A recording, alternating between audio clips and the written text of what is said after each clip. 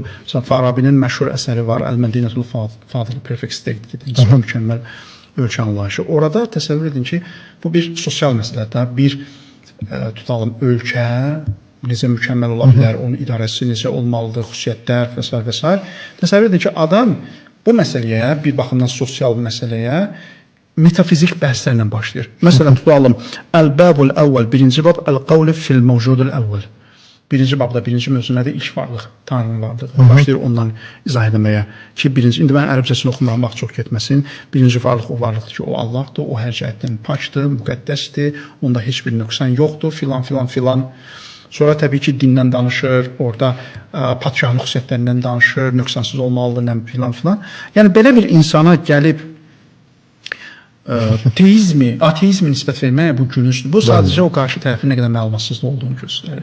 Və maraqlıdır ki, metafizik məsələləri, xüsusən Aristotelin metafizikasını, İbn Sina Farabinin şərhini oxuyandan sonra başa düşürdü. Özü deyir ki, bəli, Farabinin şərhini oxuyandan sonra başa düşdüm. Bu o cür. İbn Rüşd isə burada məsələ daha aydındır. Nəyə görə? Çünki mən İbn Rüşd haqqında kitabda da qeyd eləmişəm. İbn Rüşd əsərlərində 2 dənə əsas dəlil qeyd edir. İxtira dəlili, inayət dəlili, Allahın varlığının isbatına dair. Ondan əlavə adam fəqihdir. Yəni müsəlman müftisidir. Adam müftü olubdur, özü müftü olub, babası müftü olubdur. Və adam təsəvvürlə gəlir, Bidayətül Müştəhid əsəri var, onun məşhur. Yəni bugünkü dövrdə bir ayətullahdır da. Ayətullahdır və ya müftidir. Adam təsəvvürlə kitab yazır, orada namazın vacibliyindən danışır, orucun vacibliyindən danışır. Bu adam ateist deyirlər. Necə qusl almalısan ondan danışır. Namazı tərk edən hökm nədir? Görəsən öldürülməlidirmi, yoxsa öldürülməz? Bu adama sən gəl deyirsən ateistdir. Sonra da deyirsən ki, yox məcbur danışıb. Qardaşım, niyə məcbur danışır? Zaten adam kitablarını yandırıblar. Baxın, bu oxudan olsaydı adam fəlsəfədən danışmazdı.